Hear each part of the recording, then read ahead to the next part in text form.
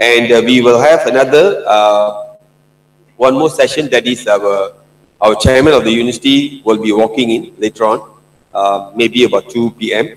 So he might just take an address before. So please, if your lunch hours is, Janaka, Dr. Janaka, what time is the lunch hours?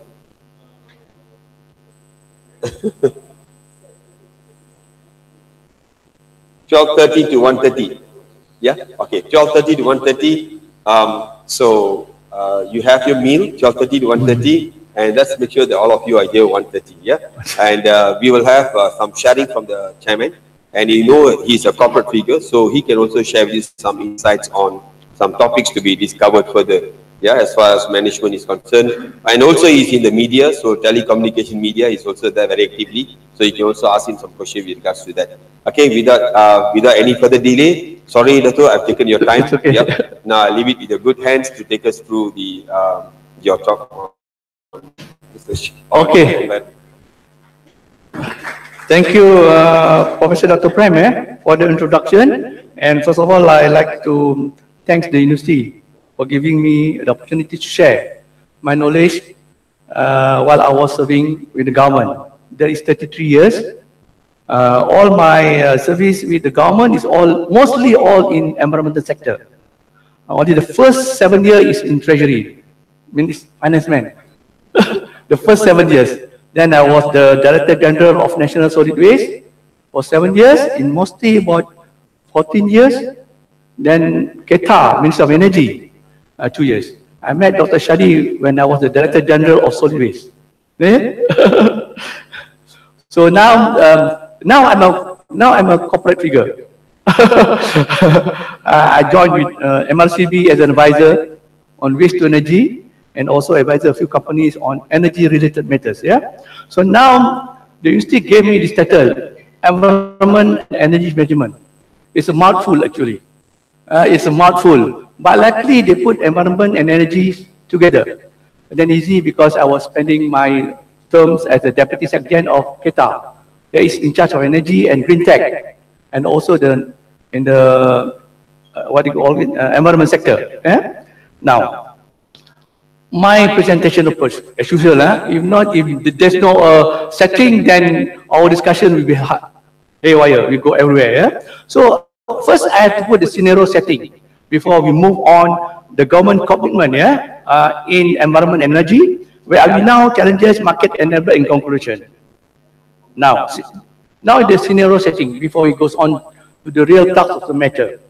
Now, before we talk or discuss in Malaysia, because many of you I saw from foreigner, in Malaysia, before you discuss management of environment and energy, you need to know the power or authority which draws the management. That's how in Malaysia it works. If it's not embedded in any law, any policy, then you have to make the law and policy. But luckily or unluckily, environment withdraw our power authority from the federal constitution. In Malaysia, there are three: federal list, state list, concurrent list, and residual. But if any of you goes into our federal constitution, you never find the word environment. What does it mean? It means that it falls under the residual list. It says that if it's not mentioned in the federal list, concurrent list, state list, automatically falls under state purview. Environment in Malaysia. Now you're wondering how are this while we manage environment? I think you know we have an Environmental Quality Act in charge of environment pollution. But Environmental Quality Act in Malaysia was created on the premise of public health. If you see our act, our Environmental Quality Act, public health. Because they cannot put an environment there because that is falls under the state jurisdiction. So they put on concurrent list. Concurrent list means the state or federal government can legislate law. That's how Environmental Quality Act comes into being. 2 days ago, we have a discussion with the Department of Environment to make a new law, changing Environmental Quality Act into Environmental Protection Act. It may take maybe 1 year, 2 more years lah. You have to change, So that's where now I put that. Oh, sorry, forgot about it. Okay.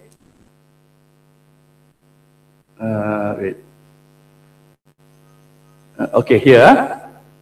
Article 77, that is residual matters, residual list, yeah? Then energy, because energy and environment is together. But luckily for us, energy is another list. It's under 9 schedule. 9 schedule, 11C. So the government can, what it means is government can legislate laws, regulation under federal government easily. That's why we have Act under the federal government. But having said that, although it's the state government, the federal government does not deal with Sarawak government on electricity. Sarawak has their own law on electricity, although it's a federalist. In Malaysia, we practice consultation. In Sabah, we consult, they said they agreed to adopt our Electricity Act. So, Electricity Supply Act is implemented in Sabah, but not in Sarawak. So, that is the scenario there. Yeah? Now, but having said that, environment management, in Malaysia, we don't practice environmental protection on its own. Never. We do sustainable development. Because you see, the sustainable development has 3 pillars, remember? Environmental protection, economic growth, and social development. If any one of these missing, it will be imbalance. Whatever we did on environment, Pollution Control Act, it always have an impact on economic and social well-being. That's why we said the 2 pillars. So, after saying that, then the concept of what do you call it? Sustainable consumption and production kicks in. I think you know about CSP, isn't it? Consumption, what do you call it? Sustainable consumption and production. This is where energy management fits in overall perspective of environment. We need to know whether the production of energy is sustainable in the consumption. Some of us is not very sustainable in consumption. Now, what is the temperature here?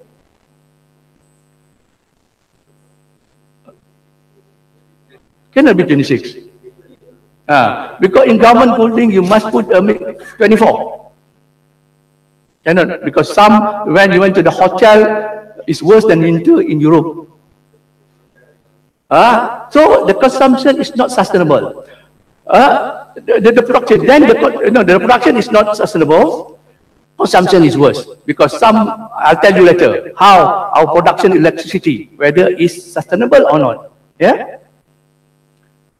I think you don't have to wait until the end of my presentation. If clarification, then you ask Jen there. Yeah.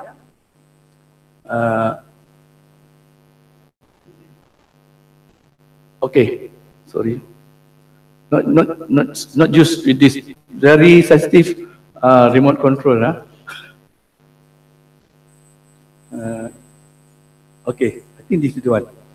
Now, how energy management fits in the environment management? You see, I say that according to UNEP, and energy production in use is the single biggest contributor to anthropogenic greenhouse gases emission. Anthropogenic means human in use. This activity industries, because we need qualified anthropogenic. If not, all of us will be polluters also. You bring in oxygen, you came out CO2. So that does not count. If not, then you have to can't breathe oxygen because you accident H2O then go CO2. So it's only single biggest human induced greenhouse emission. See, it's not sustainable energy because it creates global warming. Energy sector. Now, some people go confused. Energy sector. Is it only electricity? Energy sector, it goes cars, hydropower, our power plant productions, all that sort of thing. So this is energy production. Now, to ensure sustainable development, then you need to do decoupling. Decoupling economic growth from environmental to go into green economies, which produce new opportunities, social creation. Later, I'll tell, and one of the slides I show you how can it create opportunities and social. Yeah. Now,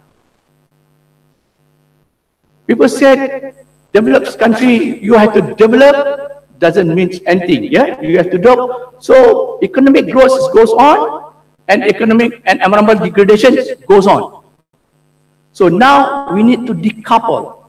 Just for example, before you go in detail, example, to decouple energy growth and environmental degradation. In Malaysia, there's a lot of coal power plant, global warming.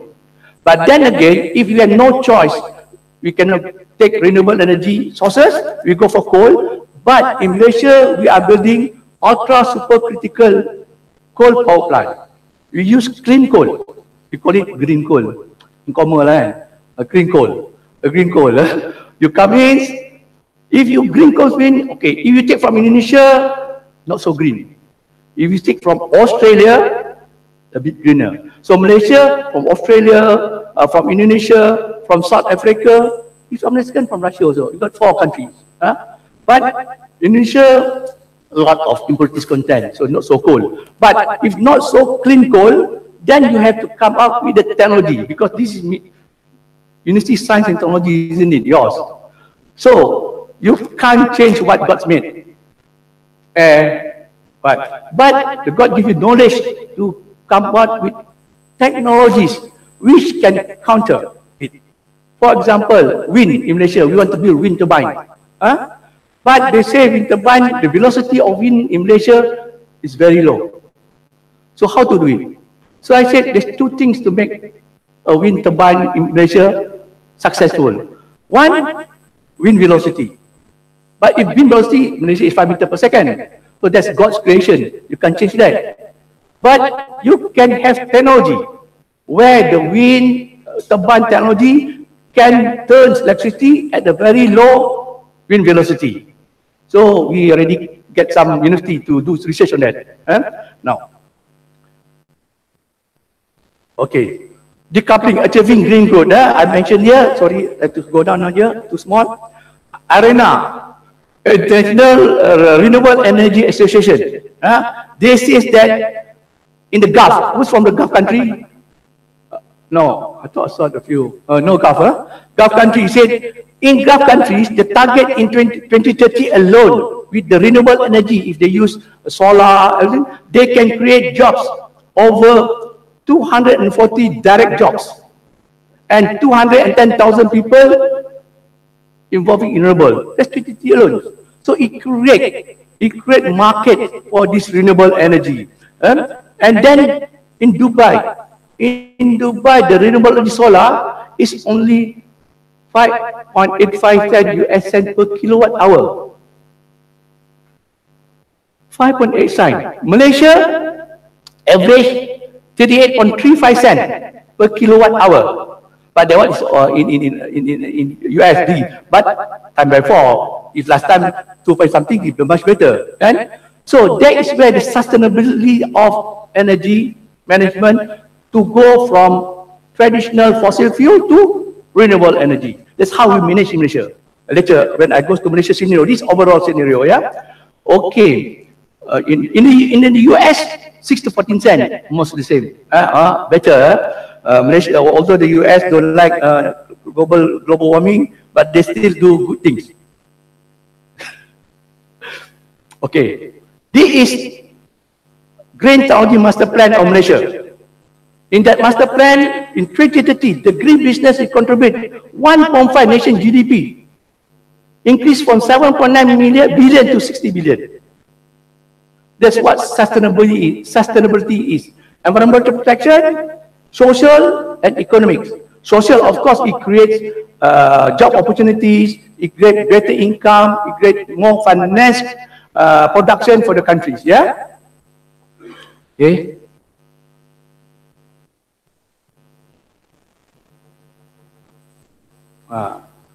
Malaysian, this university should take note. Science and technology. Contribution and green technology by sector. Energy is the biggest one. So, the University of Management, maybe when the PhD student come and propose research proposal, if Malaysian, if non-Malaysian, foreigner, they do according to their own country interest. But in Malaysia, you see, you must have some The contribution green tech from energy sector, water, waste, these two, for the GDP is the biggest sum. So the government is looking into science and technology, how to renovate energy sector and waste energy to provide the necessary GDP growth using science and technology. That's why when Dr. Shadi said, come and talk to you, okay, because I saw the word University Science and Technology. That's why I come. Because you need to emphasize how important science technology is. Okay. So how does energy production management and also what they call it, environment interface? Look, if you use a fossil fuel, what we could, I mean, greenhouse gases. Greenhouse gases related with climate change, environment, negative impact. Then, renewable energy. When you use a solar, wind turbine, hydro, you conserve resources.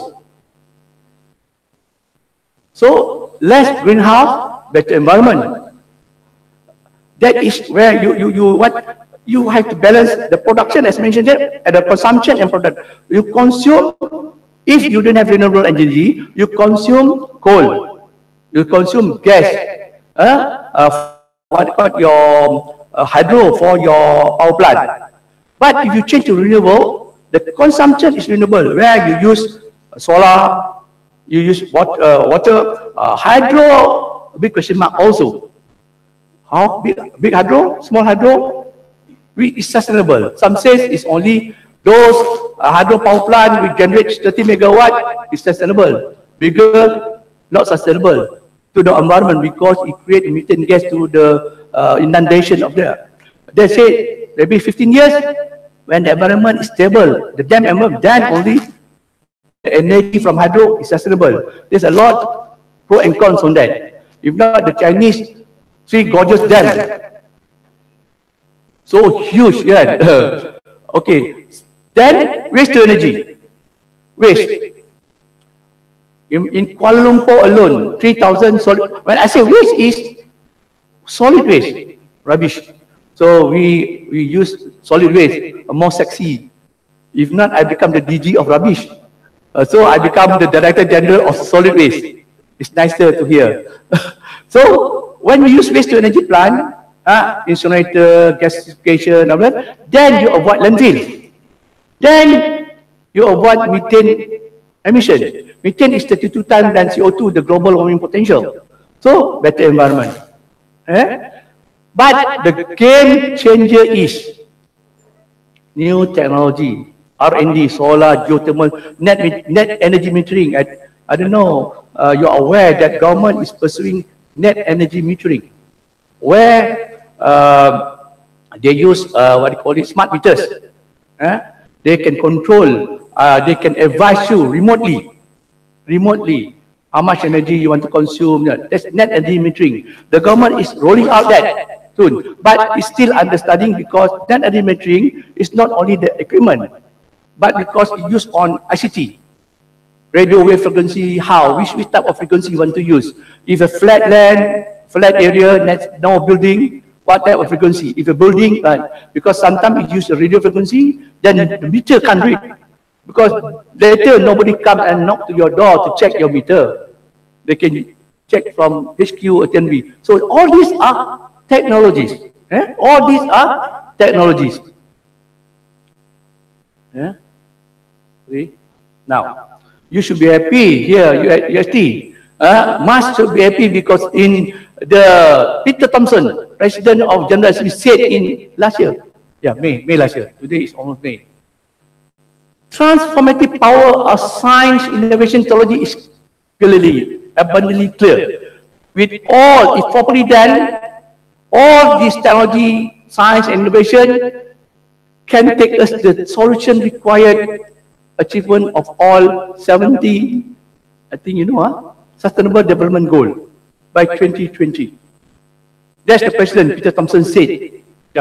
Now, some of the students here might be wondering, because maybe some of you are not in Sustainable Development Goal. So I put one slide there.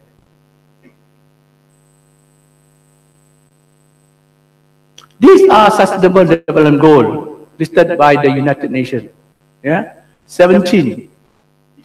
Now, Peter Thompson, the president, says, if you use science, innovation, technology, we can solve all this. So, the scientists say what? You have to dispute whether what he say right or wrong. And I put you the hammer there.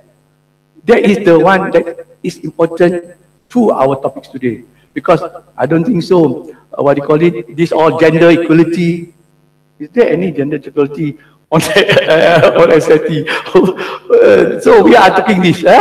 We have, sorry, my spec not so good. So affordable, solar jigs, construction, all these, sustainable cities, and also these are sustainable consumption. So these are the sustainable development goals. So with all the scientific and innovation methods, we can move and proceed. Okay, 1.5 hours, until 12, yeah? So I think I'll leave half an hour to, yeah?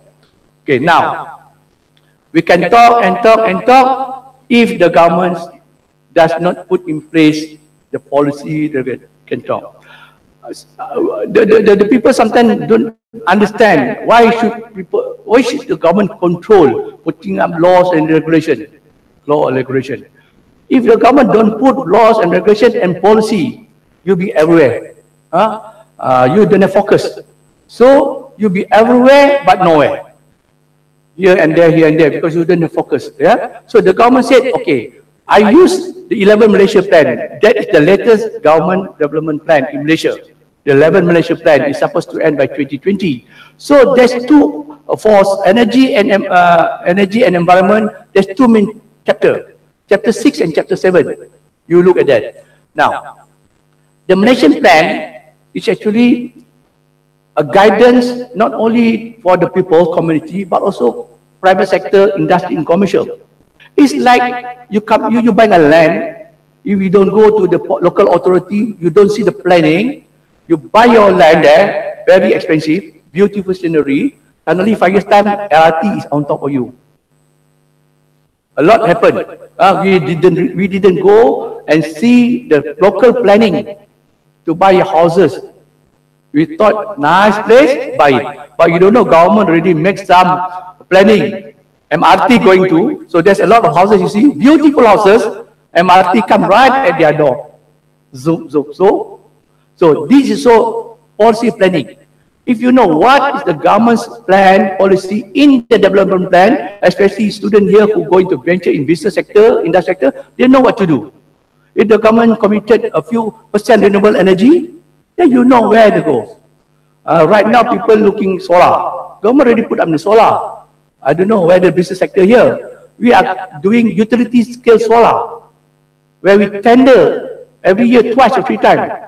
If you win that tender, 10 megawatt, 15 watt, you can shake your leg for another 21 years because you got a concession where the TNB pay you all the while for another 10 to 12 years. So now, they say green card is a game changer, not because it's standalone strategy, but it encompasses the 3 pillars that I said just now. The 3 pillars of all that. Yeah. Now, to pursue green growth, that I mentioned just now, enabling environment is that you must to put in place policy, framework, green technology investment, financial instrument. All this must be put in place. If not, how you manage environment and energy does not follow a true pathway, a clear pathway and focused pathway. Focused pathway. Yeah? Now, under the signature plan, they said the strategy is for this to be in place, you must create environment geospatial information indicators. Maybe some of you, geospatial information system. That's a new thing. When I left Ministry of Energy, we are coming out with a law and policy in geospatial. Now, what is geospatial? Some of our students mention now, geography is not important already. No more study. Last time, during my time, we are the what? Before Merdeka era. We learn geography. We know America better than the Americans. Now you know nothing because it's not a compulsory already. Geospatial is a combination of ICT and geography. It's a new thing that. That's why the government specially put indicators and information system. Geospatial, yeah? Yeah? Sorry. Now, in UN itself already recognized the importance of, I don't know, you must have this area. But in UN, in 2014, actually that geospatial, they say we cannot measure or monitor settlement over time because without geography, location, and places. Before the geospatial information, if you want to boost a solar, you have to go down, you have to check. But geospatial, you're using technology, GIS, GPS, satellite monitoring, you know that area that you want to choose for energy, for power plant in detail. You won't make a mistake because you will know there in Malaysia where is the best to build a solar panel plant. You just can't simply build in one in Johor, in one in Malacca. According to the research, northern is the intensity of heat light good for solar. You can build in Johor, but instead of you getting 8 days, 15 days per month, you got maybe 10 days per month. So the money come in is defected, yeah? So consistent perception is important in predicting, monitoring, and managing global challenges, right? Including climate change, disease, disaster recovery. All these are using geospatial information. Okay. Okay. I hope you can follow me. Yep. The professor, yes. Sorry. Okay. Because these are what in the ambit of the government. Because the government in Malaysia, the problem is we government servant, we keep information to ourselves. That's a problem. That's a problem. If they do studies, if they call MAS to do R&D, it's a study, very good thick book. It's in their library. They don't give to all people. I don't know why. But in our department last time, if I ask MAS to do a study for us, I told them, look, after the studies completed, you watch out, it'll be on the website. It'll be what, and then you're under peer review. If you give us nonsense result, of course we got something we didn't know. But when it's on the website, Professor Prem might look at it. Some professor may agree. What this ministry engaging consultant? All nonsense. All the data is fake. So I told the consultant who work for us, you do that, you're surely blacklisted. But if all the universities say, oh, very excellent, so you are already in our list. So that's how we do things.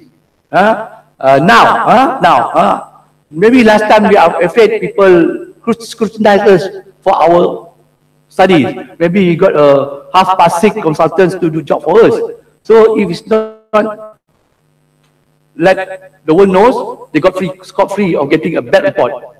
Now, focus B. Just now I said focus area A. Focus D, adapting sustainable consumption. This, you see, increasing share of renewable energy mix by exploring new RE.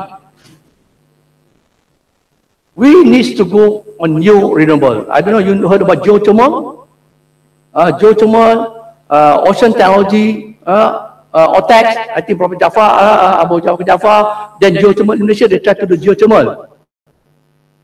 We approved one geothermal in Sabah, but it was a very expensive job. I don't think so, they move on. Because we gave them FIT on that, geothermal is like rigging oil and gas, the Gulf Strait. You drive in, you strike, you reach. But you dig in, waste $5 million US, no geothermal energy there. Another whole dig. So that's why increasing, yeah. Now, encouraging low carbon through utilization of energy efficient vehicles. That's how we manage the environment. Energy efficient vehicle, EEV. Some people talk about EV. some people talk EEV. Both are being addressed by the government, EEV and also EV. EV. Those EV, of course, is the car of the future. For your information, we're coming up a lot, many, what do you call it, charging stations. So some are private, some are government under MGTC. We'll be ready. So that if the EV comes in, they can say, what's the government role? You ask us to use EV, but the charging station every 300 kilometers. Then some scientists is clever. They always have a good excuse. Come on lah, you cannot drive one day 300 kilometers. Only 100 kilometers. When you go home, you charge. Because you can only charge at home. Very easy to trip-in plug. Charge. 8 hours charging, tomorrow, full back. So what you need a 100 kilometer charging station every now? Tesla, the Tesla car. One charge can go about 360 kilometers. From Kuala Lumpur to Sungai Petani or Alostar, one charge. They told me only 17 ringgit for the charging bill. 17 ringgit. You put petrol, 300 ringgit. So 17 ringgit, 300 ringgit, you want to use EV or not? But you need $500,000 to buy that car first. Later, economy of scale. So, okay, now. Managing waste through better coordination. These are circular economy. There's also one good title for a PhD thesis. Circular economy in the waste sector. So now managing waste holistically, because that's why I'm now with MRCB to look into waste to energy plant. To advise them on building of waste to energy plant. So this is managing using waste as a resource.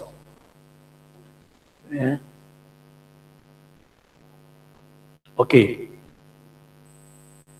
This one. This just now is under chapter 7. Although it's a Malaysian case, but it can always be related to your own country experience. How to, if you are short of you, fine. But if you are better than you, then we can make a comparison. Now, this is chapter 7. Sustainable use. Managing diversity. In 2020, this is our generation mix. I think these are kilowatt hour. Giga, 53% coal, 29. Now, you'll be asking me, I'm talking for environment and energy, sustainable development, 53% coal. Our Prime Minister goes to Copenhagen, says we want to reduce our greenhouse gases 45%. Policy again. One, reduce greenhouse gases. Another one, use coal. We are playing a balancing game here. Balancing game. Why? Then they say, why Malaysia say one thing and do another thing? But coal is one of the cheapest right now yet. And that is what I was mentioning about science technology. Science technology. Okay, fine. Don't hit us. Said, we use coal, but we also clever. Our coal power plant, we use ultra supercritical in Manjung.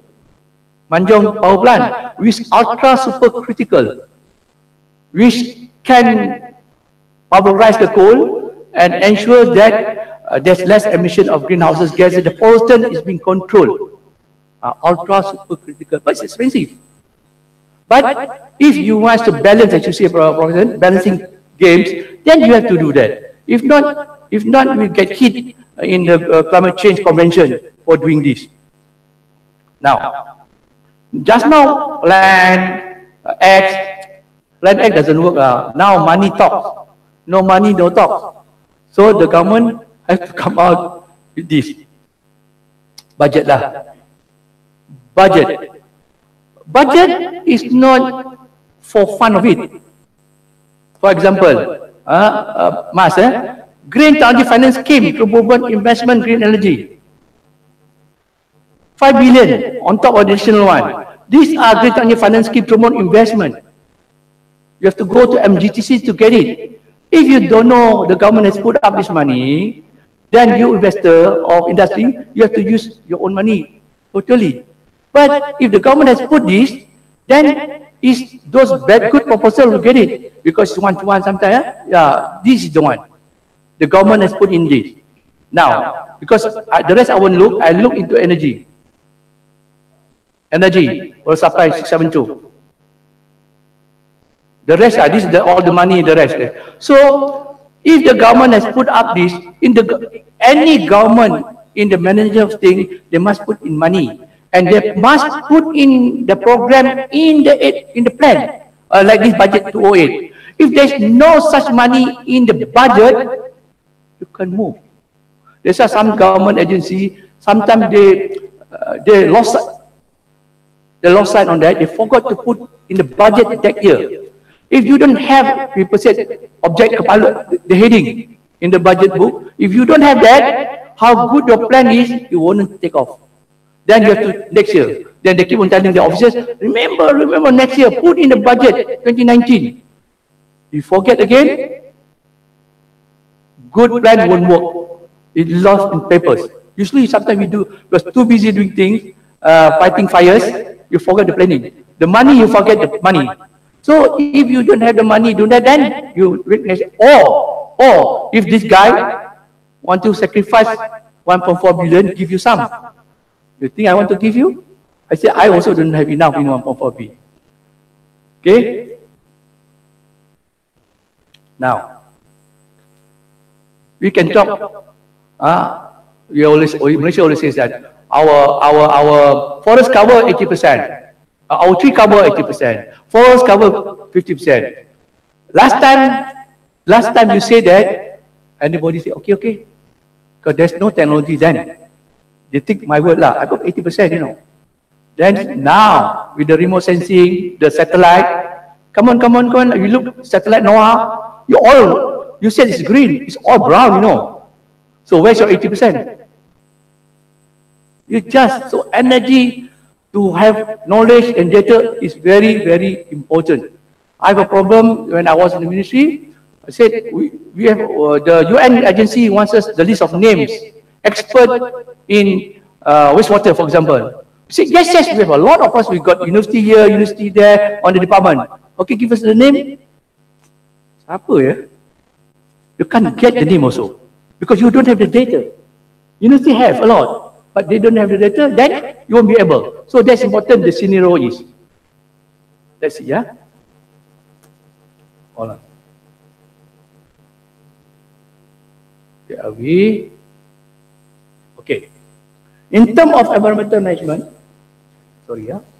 Okay, in terms of environmental management, we depended on environmental performance index by Yale University. That is the reliable most index that we use. So the environmental performance index ranks in the country's performance in two areas: human health and protection of ecosystem. It's a very specific. Yale University is being used many years already. University Yale Index. So in these two policy, ecosystem and health, they have more than 20 indicators, 20 indicators. So that's how they merit you. They merit. Now we take for example Malaysia.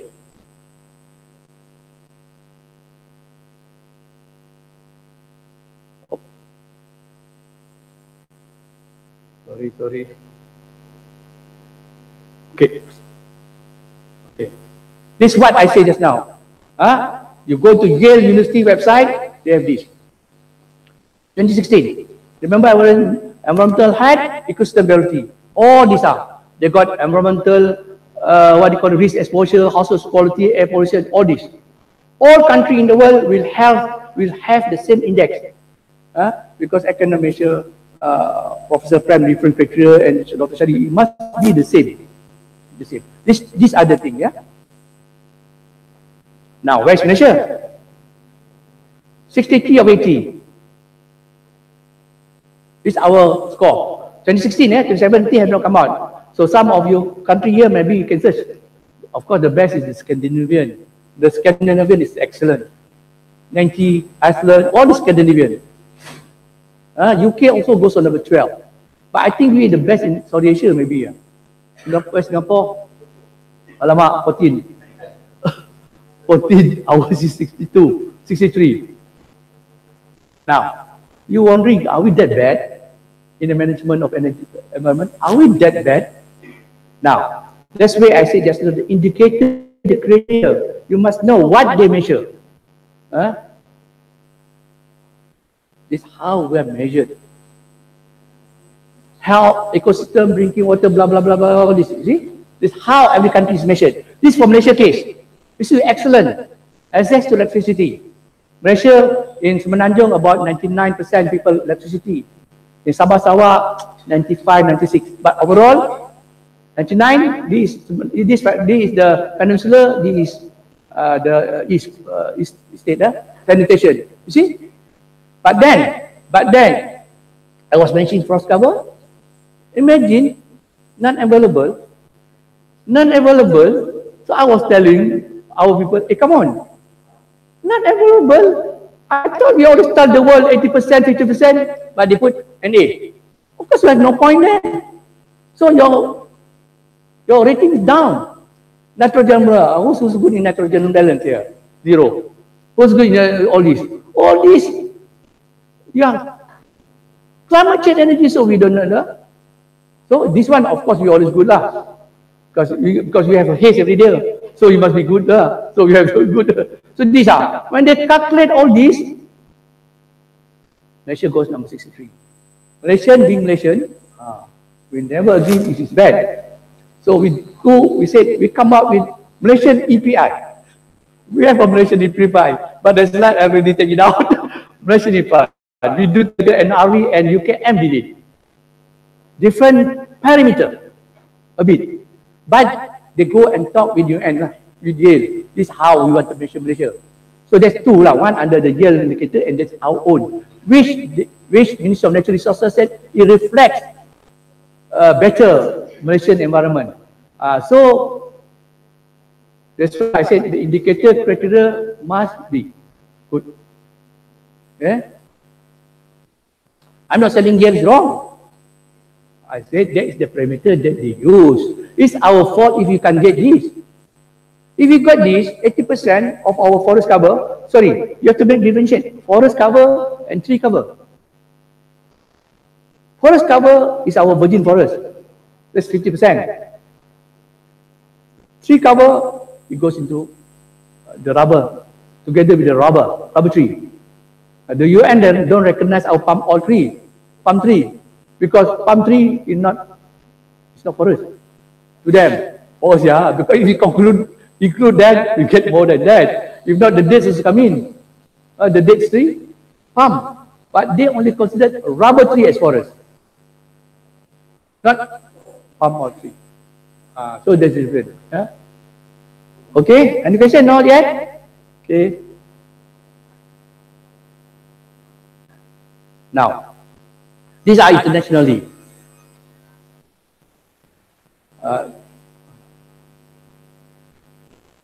Okay. Now, how is Malaysia? This is from EPU, from the Department of Statistics, because in Malaysia, Department of Statistics is the one who are entrusted by Malaysian government for the United Nations to provide all the data. Now, you see, under SDG, we have 17 goals. Under 16 target, Remember the title just now, environment, energy, but environment only constitutes 20% of SDG indicator, but 56 social, economy. So that's why we are not talking environment protection. We are doing sustainable development, so we take all this in. Yeah. So when we did our indicators, you see, available 30%, partially available 30%, poorly, not available, not applicable. If you don't have a good data system, data storage, you won't be able to do your measurement. I think same exam also. You have to have a system of marking. Then you know the student is good in the paper. Same is here. If you don't have all that, you are at a disadvantage to evaluate yourself. Must be clear, can be measured. The most important in the government, can be measured. Some people was so high upon the heaven, they just put in anything, but when you ask to measure, don't know how to measure. You must have a measurable, how to measure it, then you can come up with an indicator. How to measure, they said, CO2, you need to calculate CO2. if you don't even know how much CO2 or greenhouse gases is being emitted by the power station, by the landfill, then what's the point putting up that? Only you use a default formula. Malaysia usually default formula. Europe default formula, US default formula. We don't have our own. That's why we are looking at it. TMB is looking at it, our formula for emission. Now, having said that, challenges. The challenge. What are the challenges in managing environment and also energy? Negative perception does not goes in tandem with economic growth. In the early 90s, I was Minister of Environment. I have my colleague from Ministry of Trade meeting. We always loggerhead, either at domestic or international. They don't agree us to tighten up our environmental regulation and standards. They said, if we standard, nobody comes to Malaysia to open up their business. Nowadays, no. These international industries, they wanted better standards because it's image. Because they are reporting, because they got better, then they come in. It's no longer cheap labor. We said cheap labor. That's why our approach of bringing in investor, what is that? Malaysia has very cheap labor. Malaysia utility bill is very cheap. No wonder we cannot increase our electricity bill. Because we always say to the industry, our tariff is low. Come in. Our pay, our what do you call it? Our workers, only small amount of salary they needed. Come. You don't buy that anymore. The industry want infrastructure, a good infrastructure, consistent electricity supply. In Sabah, we have a problem there. There's a lot of these blackout. Imagine a factory, if they blackout 10 minutes, the whole of product they throw. You always said, no, our blackout only 10 times. 10 times is good enough lah. And the duration is 10 times 30 minutes each. So 1 year, okay, right? But the factory said, hey, if you have 10 times, 20 times also, but if your stop blackout only 1 minute or so, and you have many, it's better you have half an hour blackout only 3 times a year. Then 1 minute for 30 minutes, 30 times, 40 times. Because the duration is wanted. 1 second, 1 minute, 10 minutes, it's the same, they have to stop. One stop, whatever material in the process, gone. So, environmental protection does not move that yet, no. The better you have environmental protection, the better economic growth is. Remember I was telling just now, the renewable project, you produce electricity. You produce electricity for industry, and yet you does not destroy the environment. Because you don't use your fossil fuel, do that.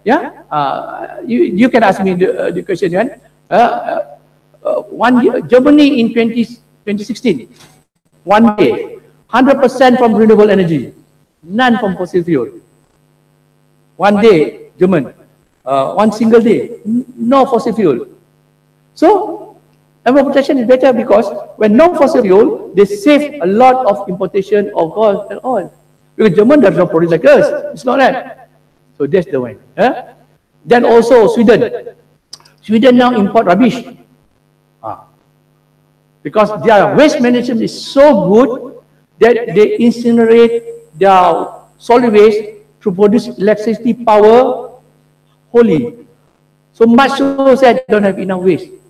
So they ask Denmark, UK especially, UK from UK, send their rubbish to Sweden. They don't get the rubbish, they call it new resources. Instead of getting coal, which is expensive, rubbish people want to throw. Now, if coal you have to pay to get it. Rubbish, I pay you to take my rubbish. So it's two different economic mechanics. One, you pay, one, people pay you carry. Of course, people pay, I take, and then I can generate electricity. I got to do payment. That's, Okay, this is in Malaysia for your information. This one we are a bit headache lah. We want people to buy more cars because we don't have good connection. Buy car. We're getting the car smaller, so that can move. Produk lah kan. A lot of people cheaper. But then again, each of these car produce greenhouse gases. So now what? There's car transportation policies. Then we have, I mentioned just now, global warming. Reduce global warming, build more coal power plant. But of course, luckily we have this coordinating committee to address this. Data collection needs to be strengthened. Yeah, this one is most important. All the developed countries have a very good data collection storage need. We don't have a systematic collection. If you ask the university, last time I don't mention about in biodiversity. We want to have storage for all the number type of plant, but each of the professors has their own collection. Oh, I got no need. I got take from drawer. See, but we thought of collecting these and put into a single inventory. But sometimes people don't want to share because knowledge is power. Right? Last time they say knowledge is power. Now knowledge is sexy. The more knowledge you have, people comes to you. That's the thing. Data collection. And data collection, sometimes the method of collection also is not correct. So that's where the academics must come in. But academics, you must work together with the people on the ground. If not, your system does not work for these industries because they know what they are having. Because now DO is doing the air quality regulation for palm oil mill. But palm oil mills on the ground, they have some problem. But so, because DOE, they have their own, what they are expert. But not all theirs. They take from university, the so-called professor. Yes, I don't mind. Yours is very good in academics. But that's why some university, they have this investor arm. Investor arm. They do research. They do give services. So they combine their academic knowledge and what's on the ground. Then this lecturer, these researchers can come out a hybrid of what they thought they learned from the books and what they happening on the ground. Because each on the ground is totally different. Because textbook is standard generic. So that's important.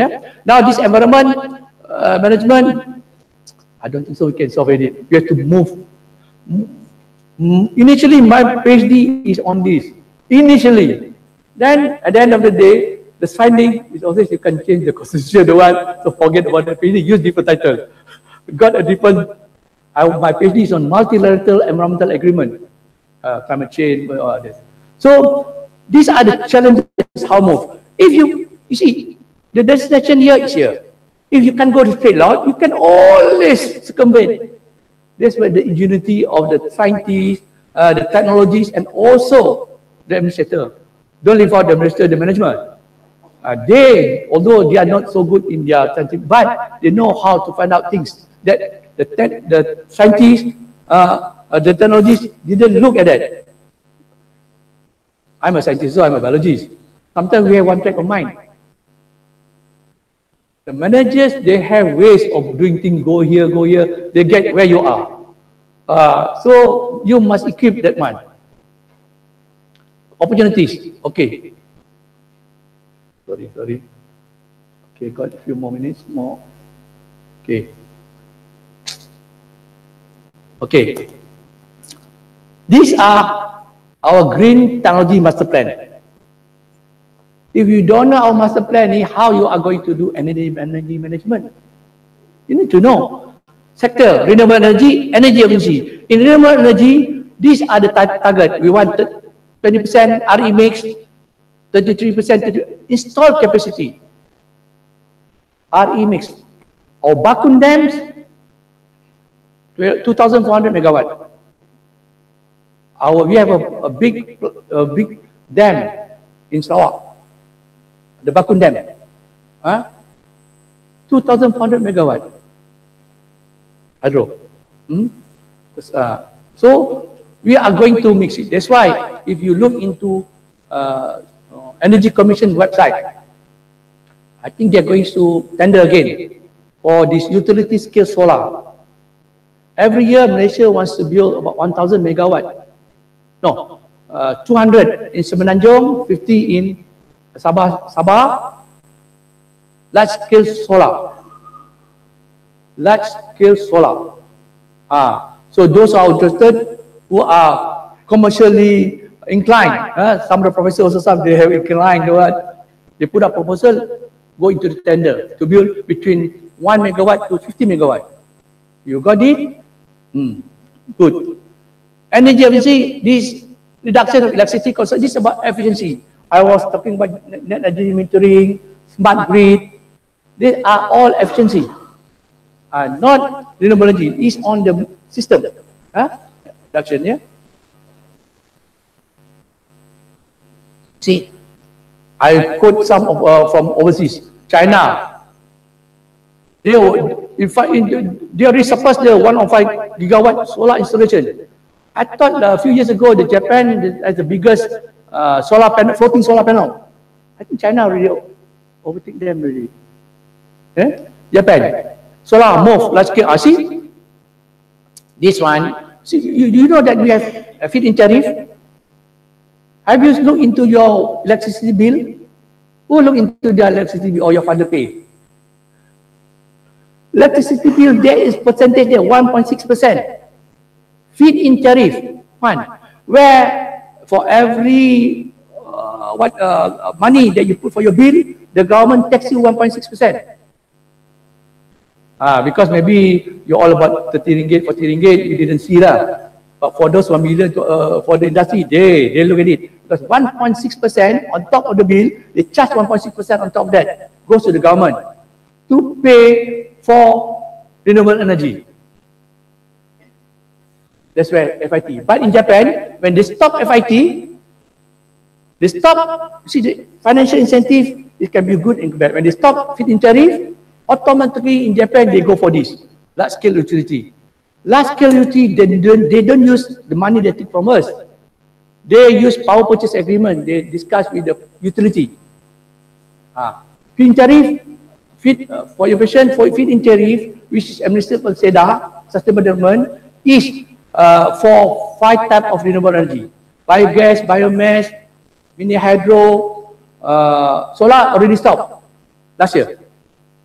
Then geothermal. Means to say, if I'm a proposal for to build a geothermal plant, the government agreed for my plant, then they pay me through the feed-in tariff that they collected. But we'll discuss how much upfront. Say for example, for 1 megawatt, you pay me 80 cents, for example. So for the next 16 years, I get a confirmed business. How much megawatt I release, I discharge, they pay me.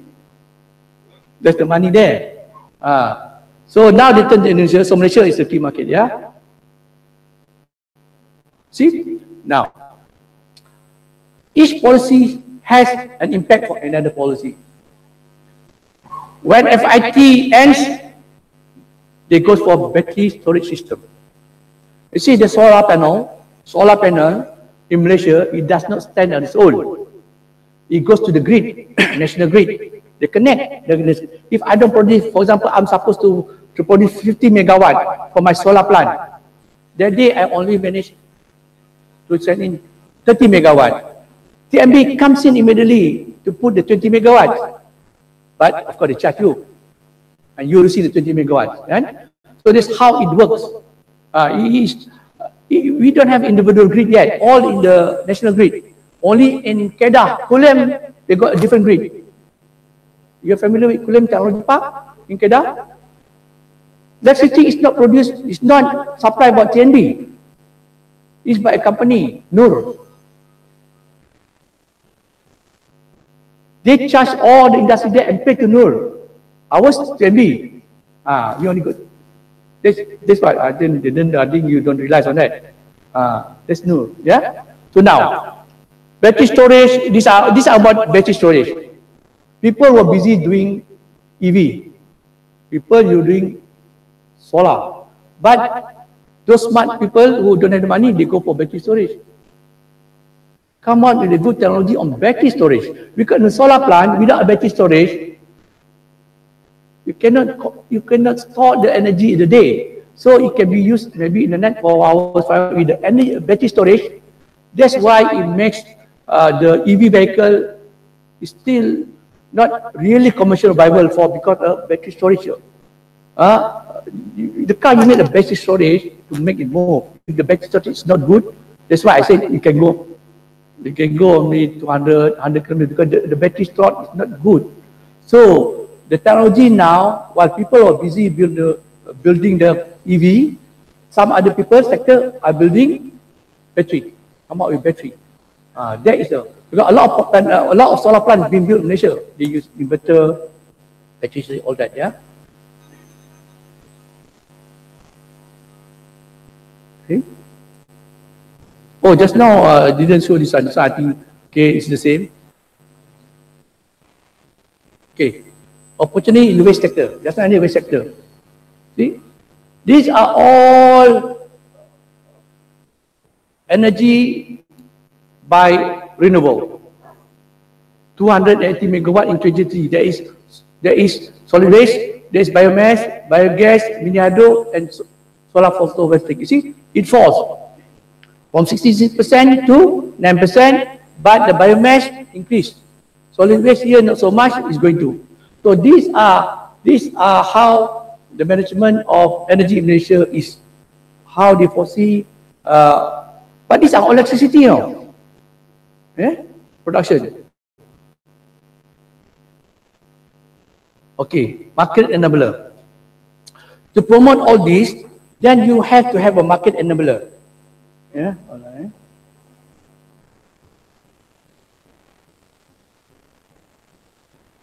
Okay.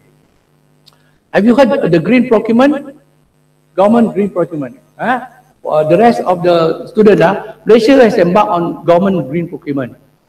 All government contracts, you need to be certified as green product, but we don't do all. We got a few projects. For example, we have cement in the government contract. Cement, we need a green cement. It's not the color is green. Some people got confused. They put a green building in there, green. No, it's a process how you make the cement. Either the process is good, environmentally friendly, or the source of the cement is green. So what's the implication of this? If you don't have all this, you cannot go into government contract. Government contract is one of the biggest business in the country. Housing, low-cost housing, prima, all that is government contract. So if you don't have a green cement, how you want to build a house? Then if you provide sanitary service for building, janitor, also green. Some people say, I got green. Green detergent, green. So what is green actually? Hey, where to find this green detergent? Can't even that. You don't know where to get the green detergent. You cannot enter all the government buildings. You cannot provide cleaning for the whole of the buildings. Green detergent, environmentally friendly detergent. We have the list in MDTC. That's what. Green incentive. Green incentive. Have you heard the guitar and guitar? It's not a singer lah kan? Green investment tax allowance, green investment tax exemption. A lot of the industry does not have that. It's also a good title for PhD and masters. Maybe masters. How does green investment tax allowance or green investment tax exemption works in Malaysia to spearhead green technology? Green incentive, green cities, innovative funding.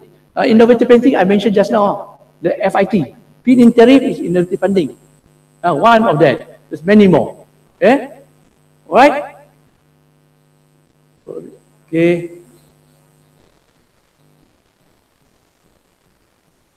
I go for my conclusion lah. You get 45 minutes, so much better to have interaction. To make sure we're in track, we always said that clear and measurable indicator must be in place. That one is a requirement If not, we cannot brag ourselves we are good if you don't have the mechanical. Then sign anthology is a tool for measurement indicators. I don't say that, Malaysia don't say that, it's the UN say that also. I think you all know. If not, you could have, if Edison is not there, you don't have the light. Well-informed. Now, well-informed decision, of course, top management and university, and also in Malaysia, the government ministry. Well-informed decision making ensures success. Sometimes we make information, you see a lot of, it's not that I want to criticize the government, sometimes we did policy. A few months ago, policy, today the policy come out, tomorrow the policy being withdrawn. It's half-cooked. Half-cooked. When you policy, we have consultation. I think the missing element is the consultation. That's why you don't have well-informed decision making.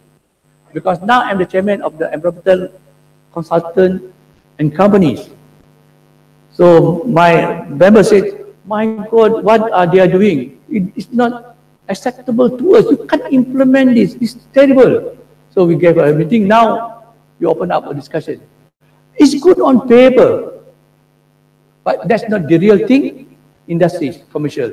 So well-informed decision making must be there. If not, a flip-flop decision by the government and also by the top management of must have this. We cannot do. They say the day the government knows best is over. The day those top management of administration knows best is over. You have to hear from top bottom. Last time is top bottom. Now bottom must hear. If not, you won't be successful. Yeah. So that is my presentation today. I hope it's useful and give for thought for the R&D in PhD research and also the master's research. Thank you very much.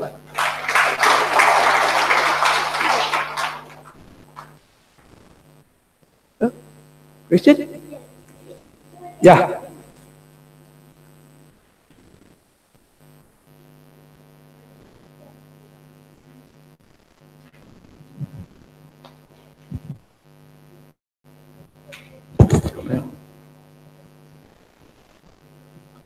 Let me have my pen. Okay, never mind, one by one first. Yeah. Okay, thank you for your information. So I'm from Vietnam, so I have the problem. In Vietnam. Vietnam. Yes. In Vietnam, we have about a nylon bag using is very popular in the Vietnam. But then what? Nylon bag using the nylon, the plastic bag. Oh, plastic bag. Okay, right. Sorry. So very popular in Vietnam. So, but then come here in Malaysia, I see not many people they use nylon bag, right? So, but the Malaysian tourists when they come Vietnam, they use the nylon bags more than they use it in the Malaysia. Okay. So, with your experience, can you share with me about how about the government Malaysia they control about this one? Thank you. Thank you very much. That's actually okay. When I was the Director General, we have this problem also. One of the big issue of plastic bags. Malaysian Plastic Association in Malaysia says the bag is not the fault. It's human at fault. If you see all these plastics, circular plastic bottle, some universities don't use this already. They move around with the what do you call it? The can. Then they talk, but some people say it's not hygienic because they don't know from which water they take, so they're confident with this. But this bottle is very expensive resources for the industries. This is more expensive than this, but most of you sold it, send it together. Those clever ones, they split it. This one they sell differently, this one they sell separately. This one costs better than this, but you all don't know. So now, in Malaysia, the bottle served with the aluminum can, plastic bottle, it's not an issue actually. You can't find the street so much because people collect it. There's a market. If you want to be successful in plastic addressing it, you must put a value. Anything you put a value, people won't throw away. In Malaysia, we don't have that problem, but we have plastic bag. Goes to the question, plastic bag. People are very creative. They do plastic bag, plastic bag. Biodegradable, one is degradable. Two different concepts. One is biodegradable, one is degradable. The biodegradable, of course, the process bio. The degradable is biochemical. It goes to the sun. But some clever people say, "Oh, it's biodegradable." Then they keep throwing everywhere. They expected they throw it today, tomorrow disappear. Mentality that I have a problem when I was a DG, because we want to make sure that all people use the biodegradable plastic. You headache because if they use the biodegradable, then the what they call it, the chemical based one, oxy as it got, if it's thrown out on the field, it degraded to 3 days because of the sun. But if it's you didn't, the sun does not get to it, it's not degradable. It remains there forever also. There's two types of it. So now, you said in Vietnam you practice what? Plastic bag, you prohibit usage of plastic bag in Vietnam? You prohibit Malaysia, a few supermarket did. But I said, informed decision making. Okay, now the question by the people is, you charge us, you said want to use it into environmental protection, but it goes to the supermarket. People question, where does the money goes? Maybe in Vietnam you have very specific, all the money collected for you goes to the specific fund, green fund. In Malaysia we don't have that fund yet. So people were questioning the money that we collect us, where does it go? Saya nggak practice that. It's good, it's a good way of doing things. But the mechanism, well-informed decision making. How? You see, up front, in Malaysia is a market, if you get the plastic bag, you go home, all your waste you put in the plastic bag. Now, you don't have that, but you have to pay. So you see people, instead of getting that plastic bag, they still buy the plastic bag at the back. A zero-sum game. We consumer penalize twice. Upfront you pay if you want, then you don't have plastic bag, you have to buy the black, the green, everything. Last time you used the plastic bag to put your rubbish and put in your bin, because you cannot put rubbish in your garbage, you have to put in plastic. So now, goes back, you have to have a mechanism. How? First, the mindset of people. We don't have a separation at source 100% yet. The waste at the house, you mix, although the government in Kuala Lumpur, in Putrajaya, in Negeri Sembilan, what they say, you're supposed to sort your waste. But still, I don't think they sort yet. They should collect one day, once a week, recyclable goods, including plastic. In Kuala Lumpur, you wait in front of your house and see what day they come. Twice is the rubbish from the green. One must collect your pillows, your electronic waste, or what. They have to come one in each week. So, to make things short, you have to put in place. If you do a mechanism, the structure of how the collection and disposal, if you come up with a policy, no plastic bag, it doesn't work so much. Because some country already banned for first 2 years, 3 years, then they start can be used. Because they say how to carry my bags. Most the disposal must be good. I don't mind everybody use plastic bag for me, although I'm environmentalist. But make sure it go to recycling center, because that one is a good source of energy for my installation. High CV. Okay?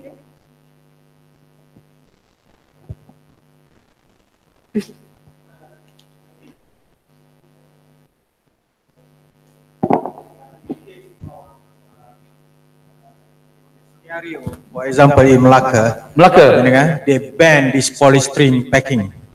Okay, who actually have this authority in the legislatively? Okay, to ban, because Melaka ban, other state don't ban, so it's great confusion among the public. Okay, by right, under the new act, the Solid Waste Management Act, Act 672, is the purview of Department of Solid Waste. But the one they did under local authority law.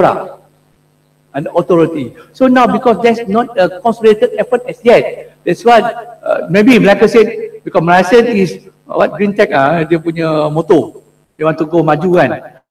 So they do first. They don't wait the federal governments to do. One thing good for me lah. You can go your own. You can go whatever, as long as it contribute to the betterment environment. Fostering is not good, right? You have to go. So that's why I think the federal government does not interfere so much. You go.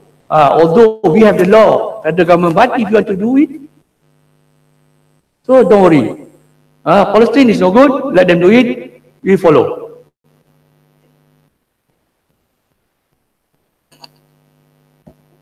I'm a Malaysian, though. Yeah? I'm a Malaysian. Okay.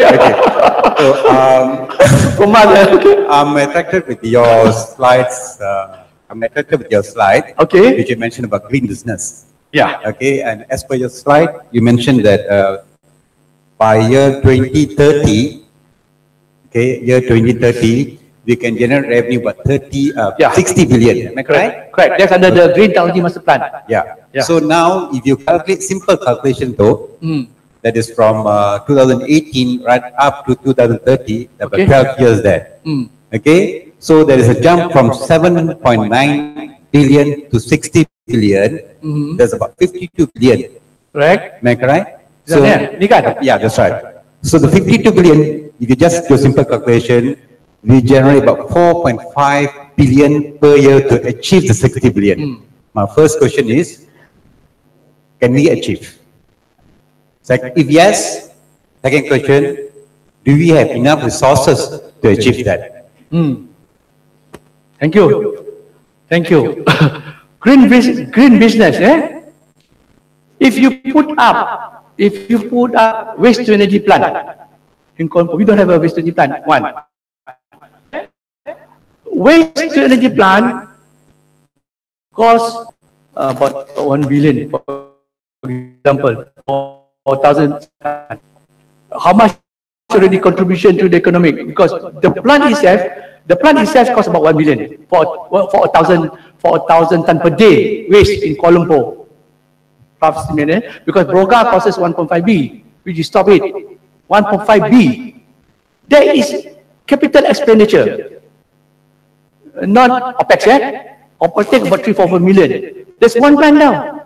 And green business is not that alone. The green business I mentioned just now, and the green procurement is a green business. You build houses, it's a green business. But provided you must have your green cement in there. Stationery also green in our government procurement. Pen semua kan, ada sport pen. So that's the example. So I believe for your answer, yes, you can achieve that.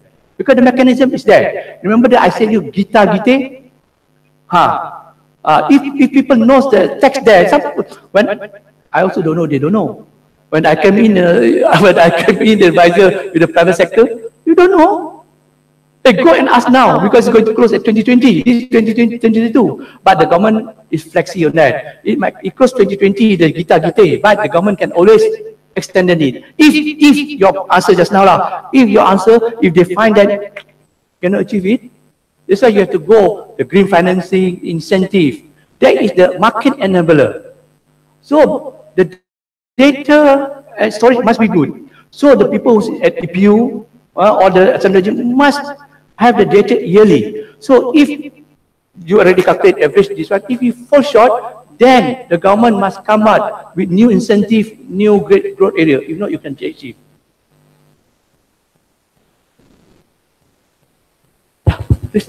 Forever. Oh, okay. Yeah. I'm from Malaysia as well. Okay. Just to check, because just now you mentioned that the federal and the state, some of the things are implemented in federal, whatever, but majority of them are implemented in state. Yeah. So I just want to queries our daily life at the building, green building, for example, the toilet, the usage of water. Okay. Are there any policies for the builders? You know, for example, can be any construction firm when they implement or they build the toilet bowl. I mean, the toilet, the yes. storage tank. recycle water. I know Singapore, they implemented very strictly. The government almost have a control of everything. Okay, but in Malaysia, you may have recommended policies for the builders to do it, but how much is being enforced? Maybe just have to inquire on that. Thank you. Thank you. We call it the green buildings. That's what I said is a green building index. But it's a voluntary. Right now it's voluntary green building index. You have to get certification green building. The green building. The government enforce only for the government building at night. Right now for the utility of electricity. Remember I was mentioning that they cannot be lower than 24 degrees centigrade in government building. And we monitor that through the cabinet. Every quarterly we report to the cabinet which ministry is the culprit who uses the money. Now, having said that, the government also introduced another incentive whereby if I come up to the ministry, say I do for you lamping, you change to LED lights. For example, if my utility bill, ministry bill is 1 million per year, when I come in as a private sector, I can reduce you to 500,000 per year. You can go to Ministry of Finance, the ministry, ask them to retain another 500,000. But the total bill is 1 million. You save 500, so you can go ask next year. You tell the Ministry of Finance, you must give me each year still 1 million. The 500 million saving, you discuss with like project. I'm the project. Okay, you are the government. 70%, I take 30% of the saving. So it shows an incentive for the government building, the operators to reduce the electricity on the bill. But on the building now, the design actually is a rule of thumb. If you do the design according to GBI, Green Building Index, you as a developer will got an extra, what do you call it, profit because of your building design. You can save electricity, you save usage of aircon, because that's your marketing strategy. What you tell this housing they're doing, this you sell, you build 100 houses. You can tell to your consumer purchaser, look, my house is Green Building Index. Besides, also can save the water. Of course, I buy because in the long run, your building material kan, instead of you keep the warm air in, it's like the tinted overseas kan. Just like that. Government does not do yet, as yet, they didn't do the penalty, the mandatory requirement, not yet. Like Singapore also, the wrapping, remember the wrapping? They are wrapping in Singapore, the wrapper, they also involuntary. Those industries who can reduce the percentage of, increase the percentage of recyclable in their packing, the Ministry of Environment Singapore will give you medals, involuntary, because the stick is, the government of Singapore says, if you don't, there's no increase of recyclable, I'll put in a law. But right now, the Singaporean, their own incentive, they improve. So there's no need mandatory law to come in. I think that's a better way because it makes the industry to do self-regulatory, to improve. Okay. Thank you so much, Dr. Nadzri. We have time for one more. Morning, Dato. I so happen I'm from Northern. Two issues I want to bring here. One issue is regarding the plastic bag implementation, and one of the friends mentioned.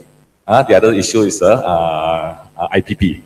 Now, the first one, we are talking about how could Malaysians use less plastic bag in Malaysia and use a lot of plastic bag in Vietnam. I'm wondering, it's a bit unfair for the Malaysia tourists, I think.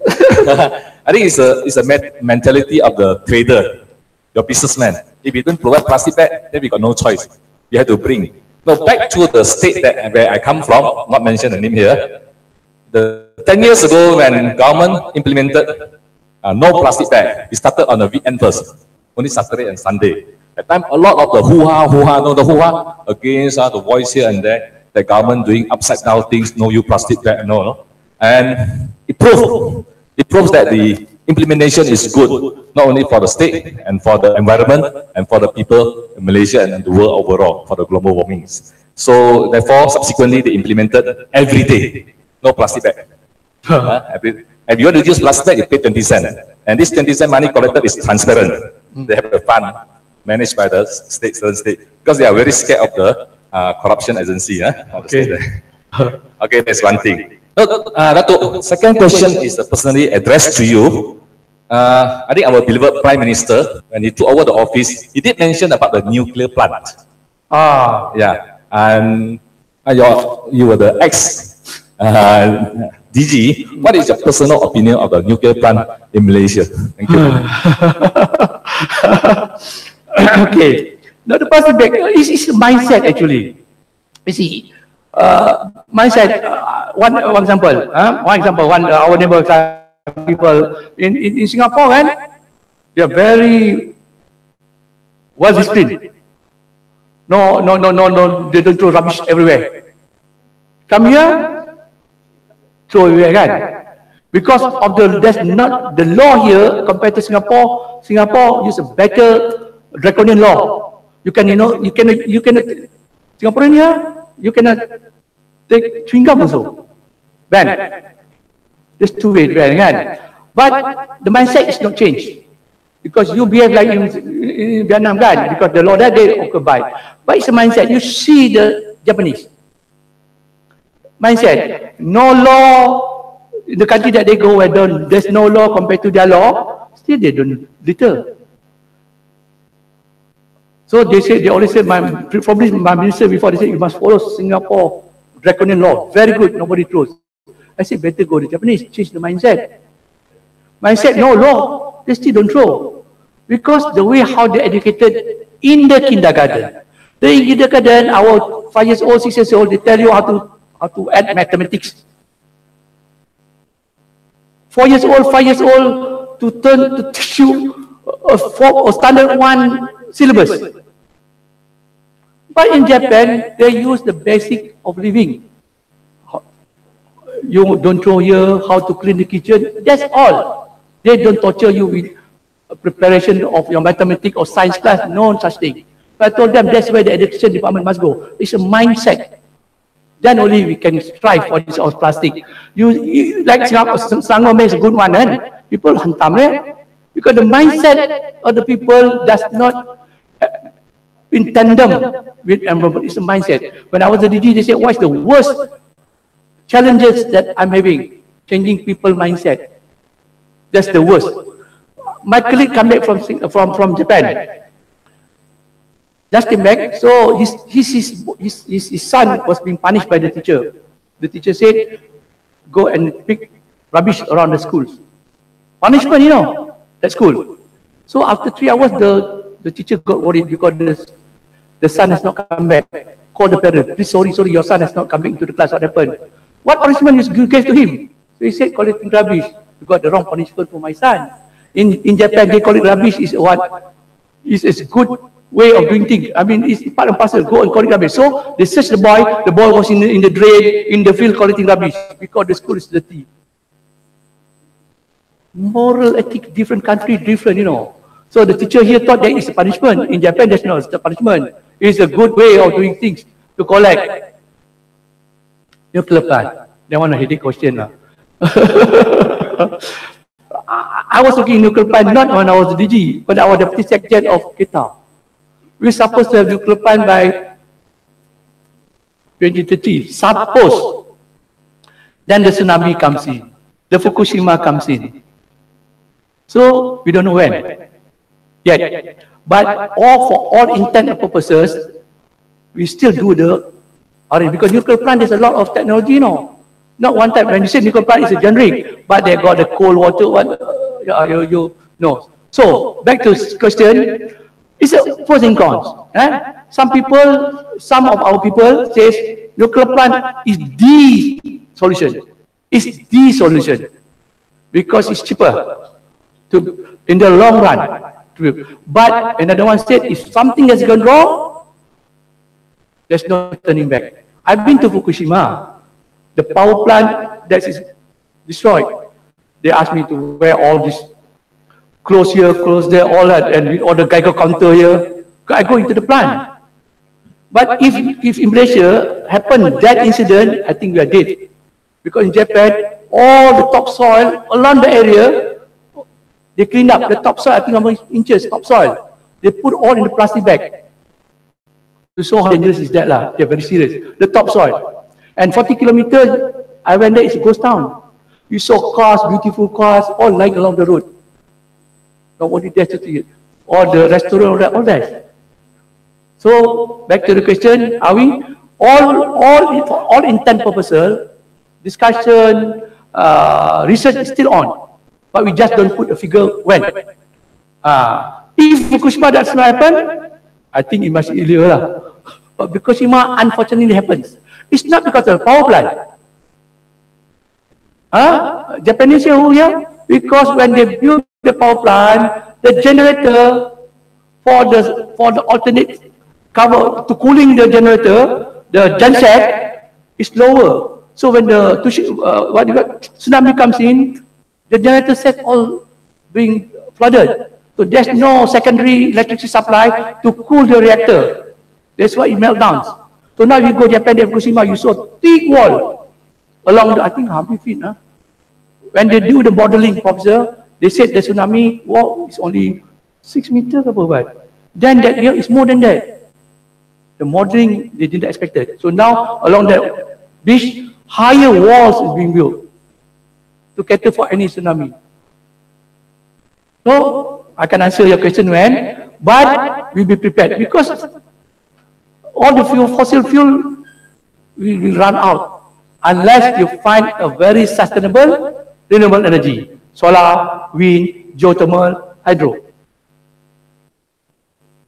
Okay? Right? Prof, last question, Prof. Okay. What? Thank you, Dato, Dr. Nadzri. Yeah. Thank you very much. Please give him a round of applause. Yeah. It was a very practical sharing, sharing of his experience heading the various departments in the government sector, and also now he has now involved himself in the corporate sector. So it's a very good sharing. Yeah. So let me just debrief. Listening from Dato Dr. Nadzri, yeah, and align his message towards research, in PhD research. The first thing is, he has highlighted in his sharing some key words like market enabler. Yeah. So, as a PhD student, while we are working on research, the word market enabler itself is an independent variable. It's an independent variable. The second word that he introduced was policy. He was talking about policy. So what's happening?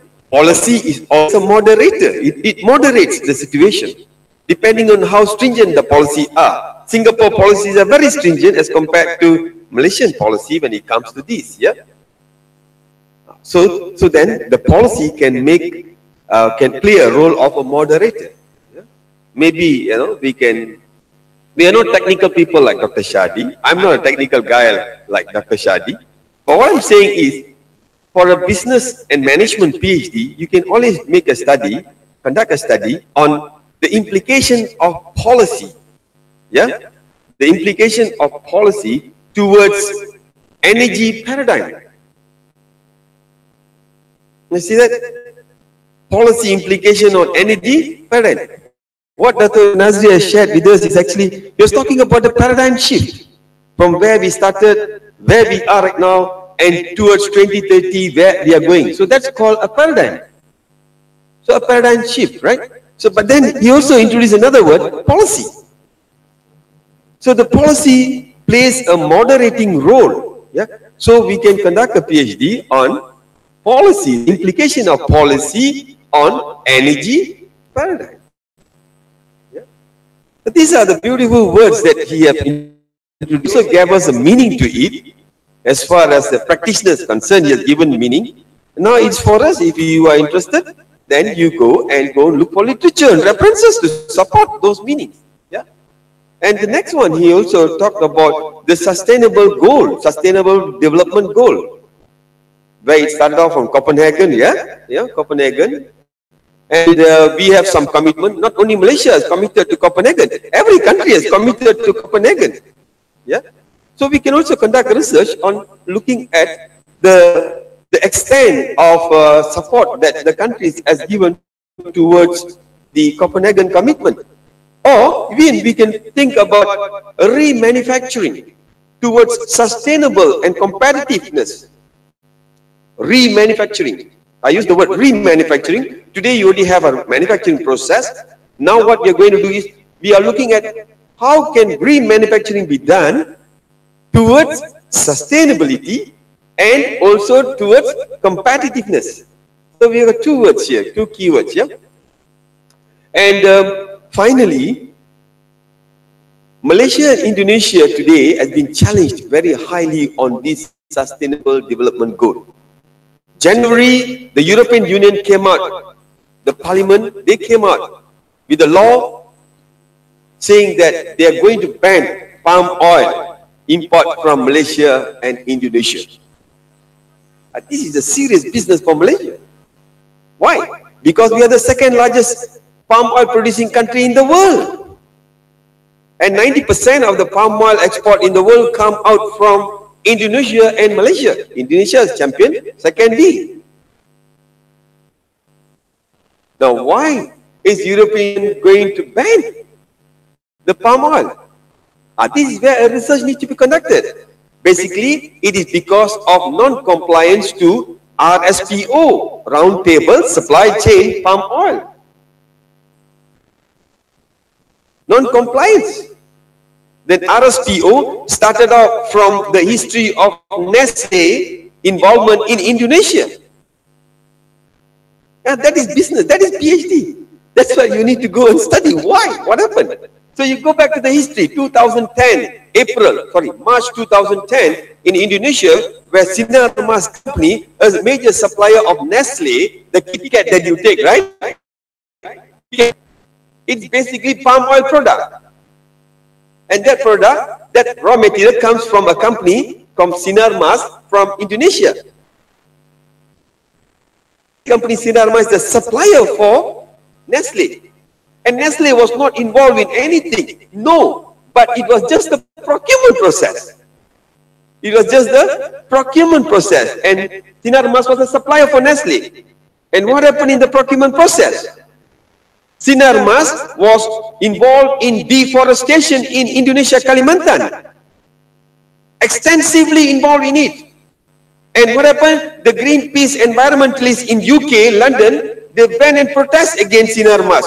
But they did not put any word on Sinar Mas while they are doing the demonstration. They only put their Nestle from Kit Kat to become killer. They put up a demonstration in London, Greenpeace environmentalists, and they say Kit Kat now changed to become killer. And that was basically Nestle. And Nestle had a tough time. Yeah, 2010 March 17th. It came out very bad. And what happened? Nestle took 2 months to respond to that. So this is where, as a PhD student, now you can think. He said, well-informed decision. That is another variable to be looked at. Yeah. So it took Nestle 2 months. In May 15th, only they came back to the public and say, okay, we agree. We will stop purchasing from Sinar Mas anymore. We are not going to purchase from Sinar Mas because Sinar Mas is not audited. So that's where the RSPO started. Roundtable Supply Chain Palm Oil started. And Malaysia, Indonesia all committed to RSPO saying that by 2015, we will be in compliance. But what happened? Malaysia was not in compliance. And January this year, last year, November, they had a discussion in EU, European Union. And this year, January 2018, they decided they are going to ban. Hey, come on. If the ban is going to happen, what is going to happen to Malaysia, our export? We are very highly depending on that. And why do European Union take this nest about what you call palm oil from Malaysia? It is not for KitKat. It is for biodiesel. It's for biodiesel. 30% of the export that's going on from Indonesia and Malaysia is all for supporting biodiesel, energy again. Coming back to energy again. Now I'm sharing all this because I feel that, you know, as I said yesterday to our PhD students, that when you're working on a PhD paper, please work on a PhD paper that really brings an impact to the society, number one, or an impact to the environment, number two, or an impact to the economic. And this is what we call sustainability. The three things he did mention. At the beginning, he did mention what the meaning of sustainability. It's either an impact to the environment, either an impact to the society that we operate, or an impact to the business. Yeah. So, very well said. Thank you very much, Dr. Nadzri. You have really enlightened us with your practical experience, your experience in the government sector, public sector, as well as private sector. Now, I'll leave it to you, student. Please think about it. Again, I repeat, don't work on a PhD paper which is not going to bring real value. It should not be just another compilation in the library. It should not be another compilation in, in somewhere, storage. The PhD that you're going to work must bring some form of impact to the society. It must contribute. It must add a value to the existing body of knowledge. Whatever body of knowledge that we have, your work must add value. And that's why I'm saying that in Malaysia University of Science and Technology, in June this year, they are going to pull our handbrake.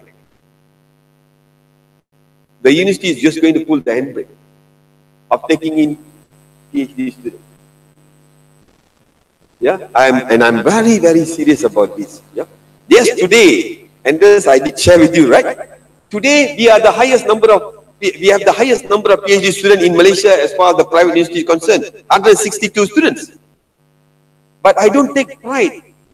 I don't pat my back and say, hey, I've done a great job. No.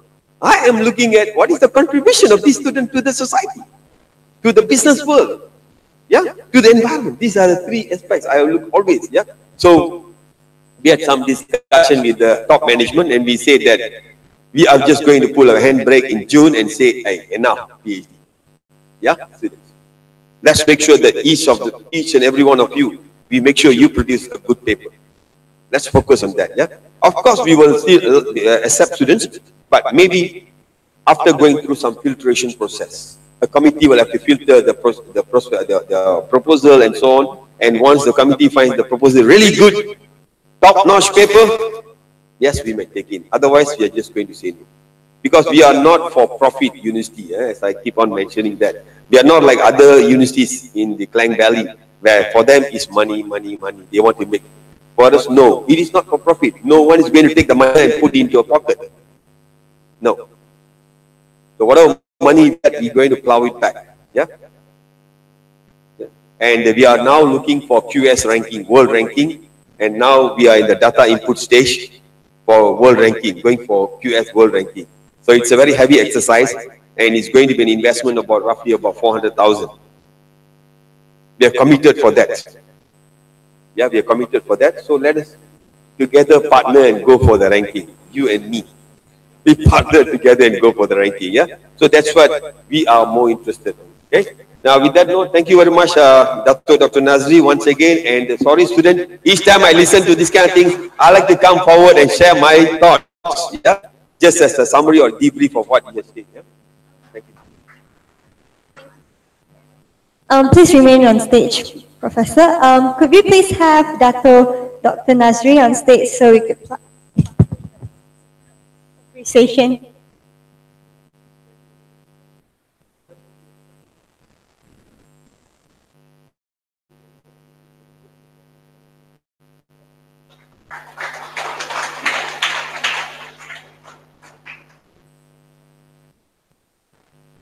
Thank you very much, Dato. Thank you very much, Professor Prem Kumar.